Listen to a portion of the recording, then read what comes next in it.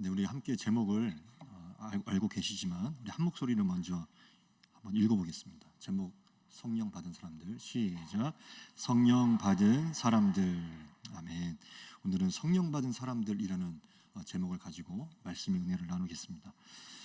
오늘 말씀을 우리가 읽으면서 성령 받은 사람들은 어떤 사람들인가, 더 정확히 표현하면 성령 받은 사람들은 어떤 사람들이었는가, 어떤 사람들이었는가를 우리가 살펴볼 것이고, 또 성령 받은 사람들이 모여있는 공동체는 어떤 공동체인가, 어떤 모습을 갖고 있고 또 특징을 갖고 있는지를 말씀을 통해서 살펴보겠습니다.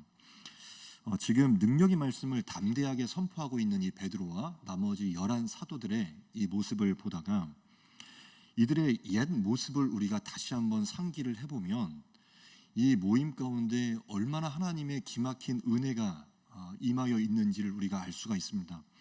14절 말씀을 제가 읽어가는 순간에, 개인적으로 14절 말씀을 묵상하고 또 준비하고 있는 시간에 눈길이 탁 멈춰지는 부분이 있었습니다. 바로 베드로가 11 사도와 함께라는 부분입니다. 그냥 베드로가 11 사도가 있구나, 그냥 그렇게 쉽게 지나칠 수도 있는 부분이지만 이 묵상 가운데 저는 이 부분에 눈길이 가게 되었어요. 베드로가 11 사도와 함께. 지금 12 사도들이 모여서 120 문도와 함께 기도하다가 성령을 받았고 지금은 소리 높여 복음을 전하고 있는데, 근데 이 12 사도가 원래는 어떤 사람들이었습니까? 쉽게 얘기하면 그들은 변절자였고 배신자들이었습니다. 배신자들과 변절자들이 지금 모여있는 그룹이 사실은 이 그룹이라고요. 원래 가룟 유다도 이 그룹에 속하여 있었죠. 나중에 그가 배신하고 또 심지어 자살까지 하면서 나중에 그 빈자리를 마띠아라는 사도가 또 채우게 되는데요.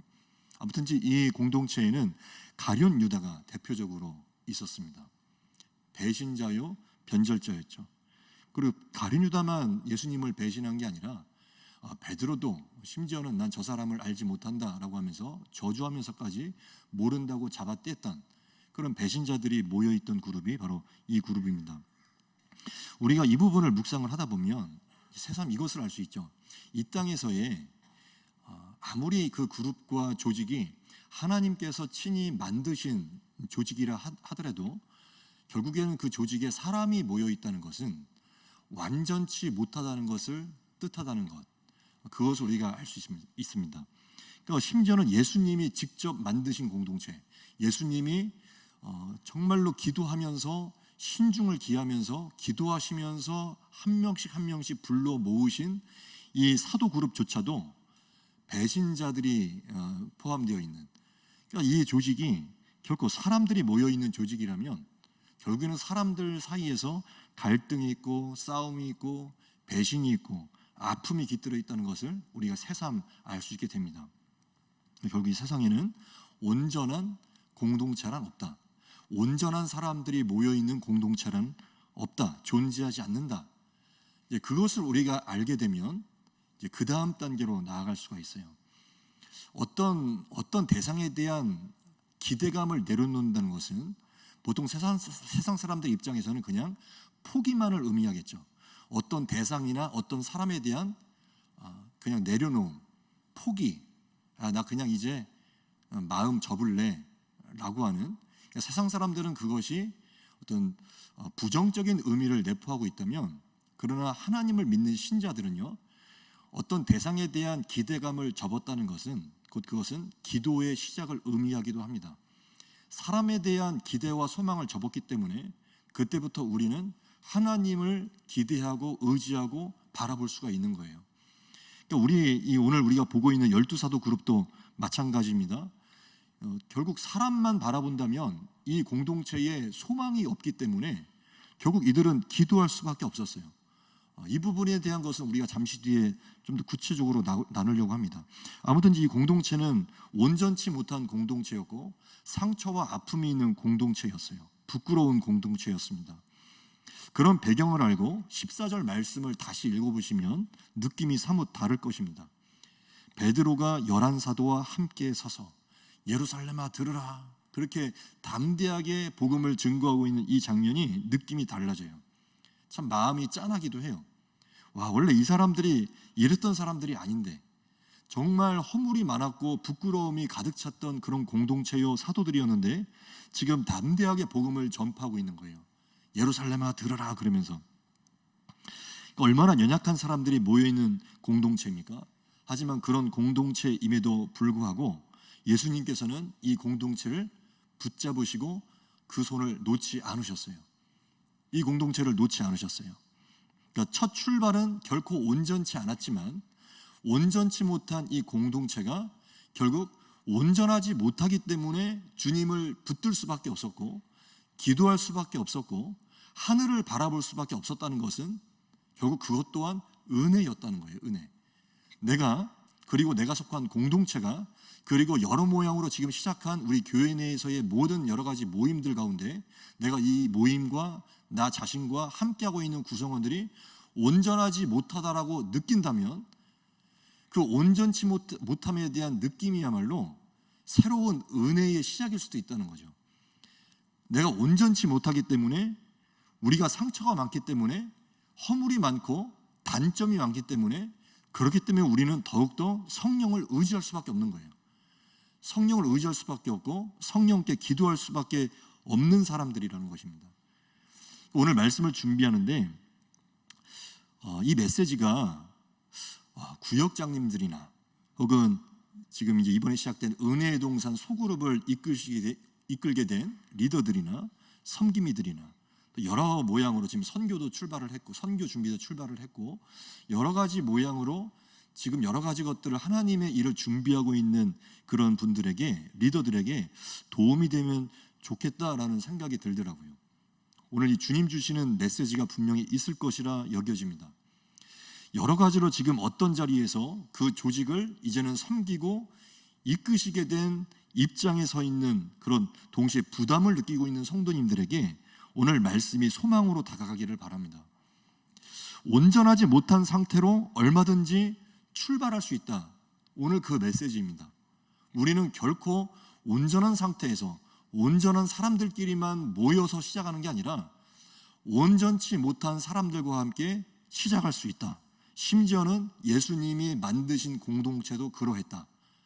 오늘 그것을 우리가 살펴보는 것입니다. 온전하지 못한 상태로 출발한 공동체가 할 수 있는 것이 있어요. 그리고 누릴 수 있는 것이 있습니다. 비록 단점 투성이이지만 그런 온전치 못한 공동체가 할 수 있는 것 한 가지가 있어요. 그리고 누릴 수 있는 것 한 가지가 있어요. 그것이 뭔지를 한번 봅니다. 말씀을 통해서.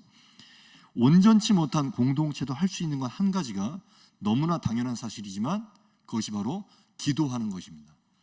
온전치 못한 공동체이기 때문에 기도할 수 있어요. 그리고 기도를 해야만 해요. 그리고 누릴 수 있는 것 한 가지가 있다고 그랬죠. 온전하지 못한 공동체가 누릴 수 있는 것 한 가지는 바로 성령의 충만함을 누리는 것입니다. 성령의 충만함, 즉 기도하는 것과 성령의 충만함, 이 두 가지를 해야만 하고 또 누려야만 한다는 사실이에요. 기도와 성령 충만. 성령의 충만함은 이제 여러 가지 모양으로 나타나게 되는데 말세에 성령이 부어지게 되면 오늘 말씀처럼 자녀들은 예언을 하고 젊은이들은 환상을 보고 노인들은 꿈을 꾼다는 거예요. 저는 이것을 이렇게 표현을 하고 싶어요. 예언한다, 그리고 환상 본다, 꿈을 꾼다라는 것을 결국 성령께서 그려놓으신 그림과 계획 앞에 우리가 서서 그분의 그림과 그분의 계획을 우리가 그대로 따라가는 거죠. 그게 예언이고 환상이고 꿈이에요. 왜냐하면 여기서 말하고 있는 예언과 환상과 꿈 공통점이 무엇이냐면 나로부터 시작한 게 아니라는 거예요. 이 꿈을 내가 꾸고 싶어서 꿨습니까? 이 예언을 내가 내 자의적으로 하고 싶어서 한 예언입니까? 아니죠. 위에서 일방적으로 부어주신 것들이에요.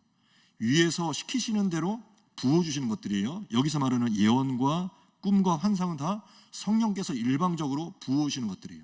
그러니까 이것을 달리 표현하면 그림과 계획이라고 표현할 수 있어요. 그림과 계획을 성령께서 먼저 그려놓으신 그림과 계획이 있으면 우리가 기도하면서 이제 그것을 따라간다는 거죠. 그래서 온전하지 못한 공동체일수록 기도하는 가운데 하나님께서 어떤 그림을 그려주시는지 또 어떠한 계획을 우리에게 세워주시는지를 민감하게 들어야만 한다는 것이에요.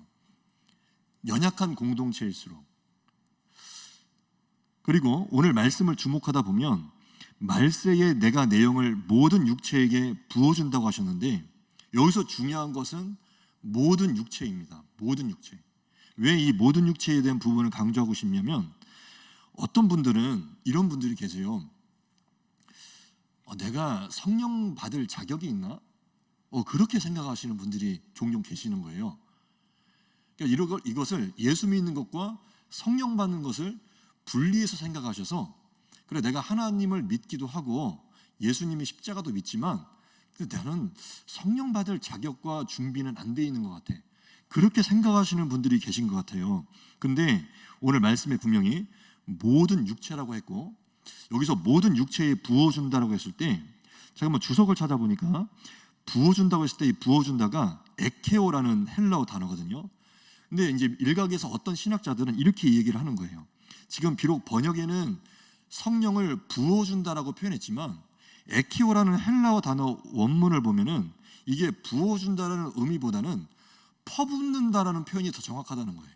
퍼붓는다. 그러니까 지금 이 시대가 말세의 시대인데, 말세 때 성령을 부어주시는데, 성령을 어떻게 부어주시냐면 마치 소나기가 쏟아질 때 그렇게 막 퍼붓듯이 소나기가 부어지는 것처럼, 그렇게 성령을 우리에게 퍼부어 주시겠다고 하는, 불가항력적으로 주시겠다고 하는 그런 지금 은혜의 때예요. 죄가 한쪽에서는 죄가 득세하고 관영하는 만큼, 한쪽에서 죄와 어둠의 역사가 지금 관영하다면, 말세의 때의 특징은 죄가 관영한 만큼 은혜도 가득한 거예요. 성령의 역사도 크게 나타나는 시대라는 것입니다. 근데 이 시대의 이 은혜를 우리가 놓쳐야 될 이유가 있습니까? 기도하면 성령을 부어주시겠다는데, 그러니까 내가 혹이라도 죄를 다 정리한 다음에 성령을 구해야 되겠다, 그렇게 생각하지 마시고요. 일단은 먼저 이 모습 그대로 성령을 구하시는 게 옳다라는 거예요. 이 모습 그대로 성령을 구하면 그 다음에 고민은 성령이 하실 고민이지 사실은 내가 할 고민이 아니라는 거죠. 성령이 임하시면 죄도 태워주시고, 성령이 임하시면 나를 새로운 사람으로 거듭나게 해주시는데, 근데 성령께서 해주실 역할을 내가 미리 걱정할 필요는 없다는 거예요. 이 죄를 내가 어떻게 정리할까? 어떻게 해결할까? 내가 이 죄의 문제를 어떻게 태워버릴까? 그렇게 고민하는 것은 내가 할 고민이 아니라는 거예요. 먼저는 내가 하나님의 자녀로서 내가 오직 간구해야 될 것은, 먼저 주님 나에게 성령을 부어주십시오, 그렇게 기도를 하는 것이 우선이고, 그 다음에 죄에 대한 정리와 해결은 그 다음에 내게 찾아오신 성령께서 하실 역할이라는 거예요. 그러니까 온전하지 못한 나, 그리고 온전하지 못한 공동체가 시작할 수 있는 것은 바로 기도하는 것입니다. 부족하다고 느끼는, 그래서 부족함으로 시작한다고 느끼는 공동체가 할 수 있는 것은 기도하는 거예요. 오늘 이 120명의 형제들처럼 합심하여 기도하는 것입니다. 모든 것이 안 보일 때, 아무런 자원도 없고 우리가 아무런 장점도 없다고 느낄 때, 그리고 막연하고 막막하다고 느낄 때, 그때 우리가 할 수 있는 것은 기도가 있습니다. 기도하면서 이 시작하는 거예요. 특히 지금 리더들이라면 어떤 공동체를 시작할 때 막막한 마음이 있으실 것입니다. 지금 날씨가 매우 좋아요. 기온이 아주 좋습니다. 기도하기 딱 좋은 날씨예요. 그러니까 지금 같은 때 한참 여러 가지 행사를, 그리고 나에게 부어주신 하나님의 사명을 기도로 시작하기에 정말 좋은 날씨예요. 새벽에 나와서 기도하실 수 있고, 강단에 올라와서 같이 기도할 수가 있어요. 그렇게 기도하기 시작하면 성령께서 예언도 주시고 꿈도 주시고 환상도 주신다고 했는데, 아까도 설명드렸지만 예언과 환상과 꿈을 너무 막연하게 이상적으로 생각하실 필요는 없어요. 결국 예언과 환상과 꿈이란 기도할 때 성령께서 내게 보여주실 구체적인 밑그림이요, 구체적인 계획을 의미하니까요. 기도하다 보면 그림이 그려지고 방향이 잡히기 시작해요. 그것은 분명히 우리에게 약속하신 주님의 약속이에요. 기도하기 시작하면 그림이 그려지고 계획이 잡혀지기 시작해요. 막연한 가운데 기도를 시작하면. 제 얘기를 좀 잠깐 해드립니다. 제가 처음 청년부를 전담 사역을 할 때 처음 시작했던 것은 2005년도 경이었는데, 근데 그때는 그냥 파트로 토요일 주일이나 혹은 금토일 그렇게 파트로 사역을 했었고, 제가 청년부 전담 사역을 처음 시작한 것은 2009년도였어요. 그때 지금 그 공덕동에 있는 말리언 교회라고 하는 그 교회에서 청년부를 처음 전담으로 풀타임으로 맡았어요. 그 서울 아이들에 대한 어떤 막연한 어떤 그런 이 아이들이 대체 어떤 아이들이지? 그런 걱정도 있고, 막상 또 해보니까 다 똑같은 사람들인데 지방 사람들에게는 약간 그런 게 또 있어요. 서울 사람들을 어떻게 이 사람들을 목회해야 되나, 이 청년들을 어떻게 목회를 해야 되나, 어떤 그런 막연한 불안감도 있었고, 어떻게 도대체 사역을 어떻게 시작해야 될지 너무 부담이 크고 막막해서 뭘 어떻게 시작해야 될지 모르다가, 제가 그때 택했던 방법은 일단 서점을 찾아가서 청년 사역에서 이름을 떨치고 있는 그 전문 사역자들이 쓴 책을 읽는 것이었어요. 일단은. 근데 그 당시에 이제 청년 사역으로 유명했던 어떤 목사님 간증책을 제가 사서 읽는데, 그 책을 읽다가 이제 저도 마음에 불이 붙었더랬습니다. 어떤 내용이냐면, 그분은 청년 사역을 앞두고서 일주일을 금식을 했는데, 일주일을 금식기도 하고 내려갔더니 주일 설교를 하는데, 청년들 앞에서 주일 설교를 하는데 막 입에서 거북선처럼 불이 나가는 것 같더라. 막 자기 입이 거북선인 줄 알았다. 막 그런 표현이 있었어요. 그래서 그 대목을 보면서 저도 흉내를 내고자 일주일까지는 차마 도저히 하지는 못하겠고 일정을 줄여서 사흘 금식을 하기로 작정을 하고 오산리 기도원으로 올라가게 됩니다. 사흘 동안을 금식으로 기도하면서 그 기도를 했는데, 근데 사흘 동안 뭐가 이렇게 눈에 나타나는 그런 것들은 없었어요. 그냥 기도하다가 배고프다라는 느낌이 전부였지, 기도하다가 무슨 이적을 본다거나 뭐가 깨달아진다거나 그런 게 전혀 없었어요. 그렇게 해서 사흘 금식을 밋밋하게 마치고서 하산을 했는데, 감사한 것은 하산한 다음에 이제 일어나기 시작하더라고요. 그때까지 사흘 동안 금식하는 자리에서는 아무 일 일어나지 않다가 내려오니까 그때부터 일이 나타나는데, 그때 제가 했던 경험은 그전에도 없었고 지금까지도 없었던, 딱 그때 한 달 동안만 경험했던 경험이에요. 지금도 가끔씩 그때의 경험을 다시 한번 하게 해주십시오라고 기도하지만, 무슨 뜻이 있으신지 모르겠지만 한 번도 다시 경험하게 해주시지 않으셨어요. 한 달 동안 그렇게 경험을 했는데, 제가 그때 새벽에 기도하러 나가면 이 기도의 세계로 잠에 골아 떨어진다고 하잖아요. 그런 표현이 있잖아요. 잠에 골아 떨어진다고. 그것처럼 제가 기도에 골아 떨어져 버리는 거예요. 기도하려고 눈을 감으면 기도의 세계로 깊이 빠지면서 사람이 약간 몽롱해지는 거예요. 이거 어떻게 표현할 길이 없어요. 구체적으로 몽롱해지면서 세상에 제 머릿속에서요 그림이 그려요. 구체적인 그림들이, 설계도처럼 그림이 그려지는데, 제 인간적인 생각은 뭐가 그 알코올이 증발하는 것처럼 이렇게 다 증발하여서 없어지고, 성령께서 제 생각과 마음속에서 속삭이듯이 하는 말씀들, 그리고 그림을 그려주는 것들, 그런 것들이 있는데, 예를 들면 이번에 행사는 이렇게 해라, 저렇게 해라, 선교 표현은, 심지어 표현은 이렇게 정해라, 이제 누구를 만나서 신방에서 이런 말을 해줘라 라는 말까지 너무나 구체적으로 말씀해 주시고 그림이 그려지다 보니까 제가 기도하다 말고 하나씩 다 받아 적은 그대로 다 실행에 옮겼어요. 그렇게 하면서 그 당시에 사역에 뼈대가 세워졌어요. 그리고 한 달이 딱 지나니까 거짓말처럼 그게 싹 사라져 버렸어요. 그때부터는 아무리 기도해도 그런 증상들이 다시는 안 나타나는 거예요. 어떻게 보면 그것이 이제 제 전담 사역의 첫 시작으로 소중한 출발을 하게 된 것이었어요. 은혜 가운데 출발을 하게 된 것이었어요. 그걸 경험하고 나니까 일단은 출애굽기와 레위기가 완전히 새롭게 보이는 게, 말씀을 읽다 보면 출애굽기에서 모세에게 성막을 만들라고 지시하실 때 뭐 가늘게 꼰 배실과 청색, 자색, 홍색 실로 뭐 휘장을 만들어라, 그런 명령들이 있잖아요. 그리고 방주를 지으라고 노아에게 명령하실 때 길이는 300규빗, 너비는 뭐 몇 규빗, 이런 식으로 구체적으로 말씀하시잖아요. 그 전까지는 너무 이런 구체적인 명령에 대한 말씀들을 볼 땐 약간의, 뭐 불신앙을 아예 안 믿는 건 아니지만 약간의 그런 어떤 묘한 생각이 있었어요. 이거 진짜 하나님이 다 명령하셨다고? 이렇게 센티미터까지 구체적으로 다 하나님이 명령하시는 분이야?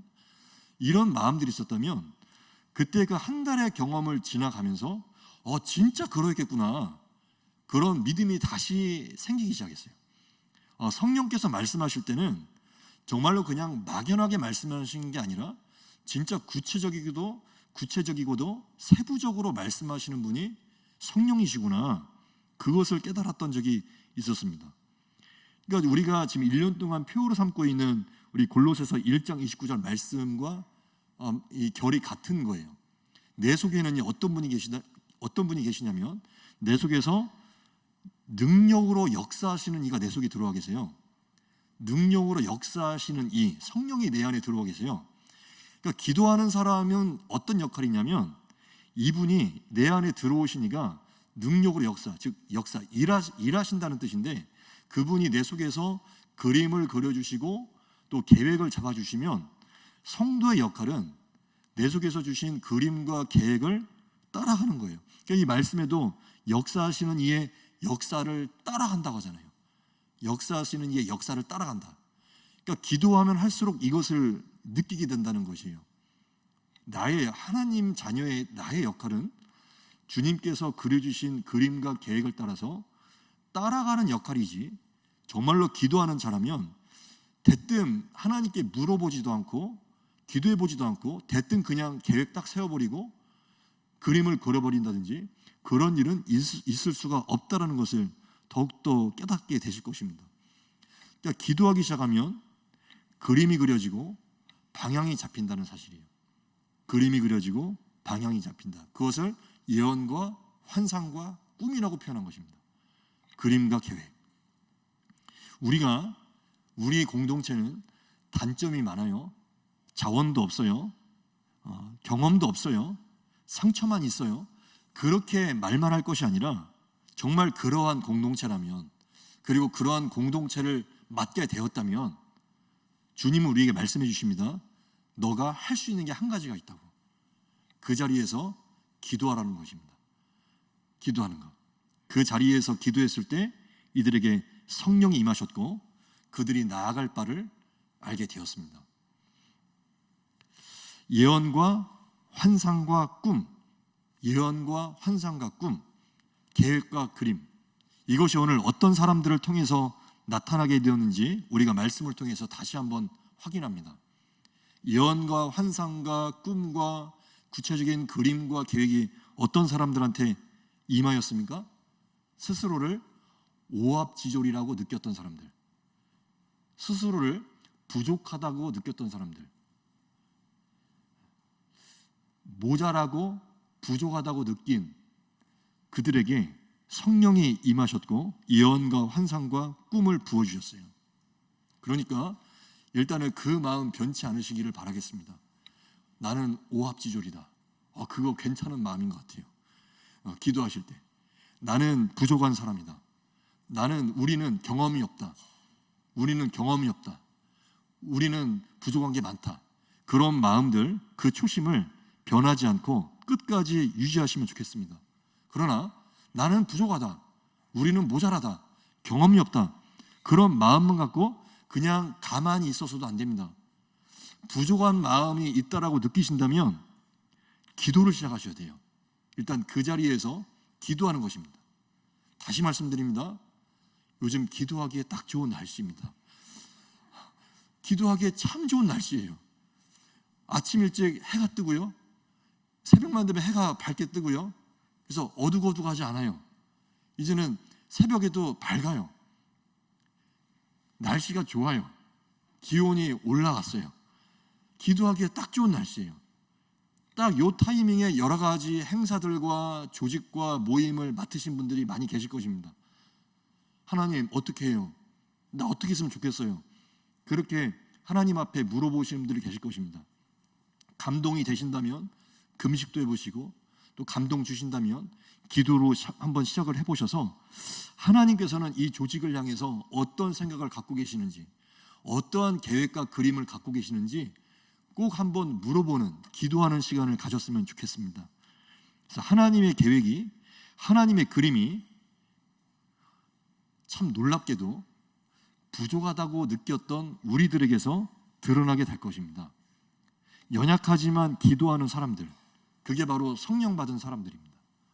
연약하지만 기도하는 사람들, 그리고 경험이 없고 뭐가 뭔지 잘 모르지만 기도하는 사람들, 그 사람들이 성령 받은 사람들이에요. 처음 해보는 일이기 때문에 두렵지만, 그렇기 때문에 기도하는 사람들, 그 사람들이 바로 성령 받은 사람들이에요. 성령 받은 사람들이라고 해서 마치 뭐 처음부터 마지막까지 뭐 대단하게 시작하고 대단하게 끝내는 줄, 그런 사람들인 줄 우리가 오해하기가 쉬웠어요.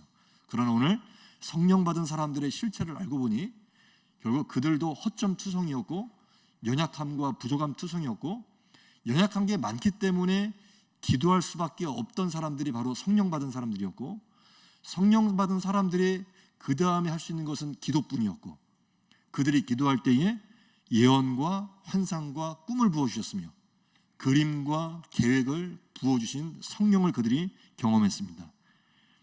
다들 우리가 겉으로는 어떤 일을 딱 맡았을 때, 어떤 조직을 딱 맡았을 때 겉으로는 다들 의연한 얼굴로, 자신감 넘치는 얼굴로, 그렇게 아무렇지도 않게 자신감 있는 표정으로 앉아 있을 수 있겠지만, 지금 그 속은 타들어갑니다.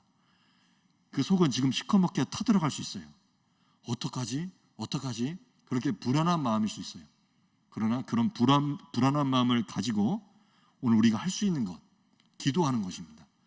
주님 앞에 기도하시면서 주님, 나에게 그림을 그려주시고 계획을 잡아주십시오.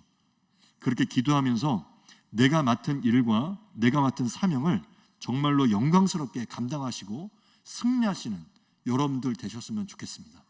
그렇게 성령의 충만함을 간구하시는 모든 성도님들 되시기를 주의 이름으로 축복합니다.